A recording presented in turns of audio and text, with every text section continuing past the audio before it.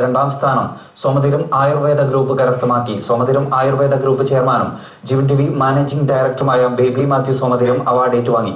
ബെർലിനിൽ നിന്നും ജോസ് കുമ്പിളുവേലിന്റെ റിപ്പോർട്ടിലേക്ക്. ജർമ്മനിയുടെ തലസ്ഥാന നഗരമായ ബെർലിനിൽ മാർച്ച് 5 ചൊവ്വാഴ്ച ആരംഭിച്ച IT മേളയിൽ കേരളത്തിന്റെ പരമ്പരാഗത ആയുർവേദത്തിന് സുവർണ്ണ തിളക്കമാണ് ലഭിച്ചത്. കേരളത്തിന്റെ ആയുർവേദത്തിനെ കുറിച്ചറിയാൻ ഒട്ടനവധി ആളുകളാണ് കേരള പവനിയിൽ കഴിഞ്ഞ 5 ദിനങ്ങളിലായി വന്നെത്തിയത്.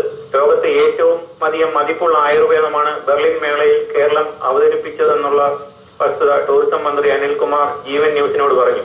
ടൂറിസം രംഗത്തെ ഓസ്കാർ എന്ന് വിശേഷിപ്പിക്കുന്ന ഗോൾഡൻ സിറ്റി ഗൈഡ് 2013 അവാർഡിന് കേരളം അർഹമായി. രണ്ടാം സ്ഥാനമാണ് കേരളത്തിന് ലഭിച്ചത്. കേരള ടൂറിസം മന്ത്രി AP അനിൽകുമാറും ടൂറിസം സെക്രട്ടറി സുമൻ വില്ലയും ചേർന്ന് അവാർഡ് സർട്ടിഫിക്കറ്റും ഏറ്റുവാങ്ങി. കേരളത്തിൽ നിന്നുള്ള ട്രാവൽ ഏജൻസികളും പ്രദർശകരും ഈ ചടങ്ങിൽ പങ്കെടുത്തിരുന്നു. ഒന്നാം സ്ഥാനം മലേഷ്യയാണ് കരസ്ഥമാക്കിയത്.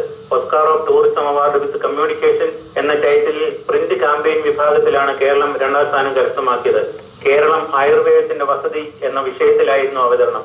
വിനോദസഞ്ചാര മേഖലയിലെ 23 വാണിജ്യ സ്ഥാപനങ്ങൾ കേരളത്തെ പ്രതിനിധീകരിച്ച് ബെർലിൻ മേളയിൽ എത്തിയിരുന്നു. 180 രാജ്യങ്ങളിൽ നിന്ന് 11,000 പ്രദർശകരാണ് മേളയിൽ ഇത്തവണ പങ്കെടുത്തത്. സോമതീരം തുടങ്ങിയ വൻകിട റിസോർട്ടുകൾ എന്നും വിദേശികളെ കേരളത്തിലേക്ക് ആകർഷിക്കാനുള്ള ചാലക ശക്തി കൂടിയാണെന്ന് ITBയിൽ വീണ്ടും തെളിയിച്ചിരിക്കുന്നു.